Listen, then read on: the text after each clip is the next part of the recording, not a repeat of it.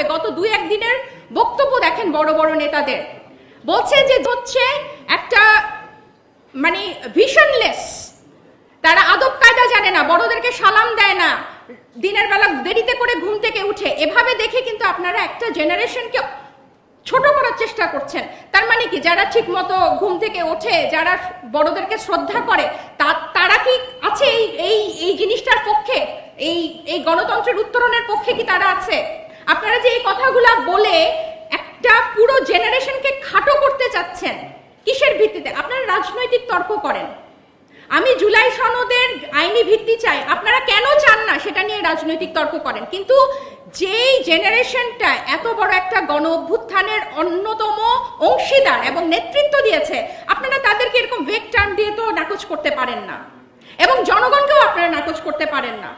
আমরা একদিকে যেরকম নির্বাচন পেছানোর পক্ষে না, নির্বাচন ফেব্রুয়ারিতেই হবে, অন্যদিকে এই জুলাই সনদের বাস্তবায়নও কিন্তু আইনি ভিত্তির মাধ্যমে এবং গণভোটের মাধ্যমে জনগণ থেকে অনুমোদন নিয়েই কিন্তু করতে হবে।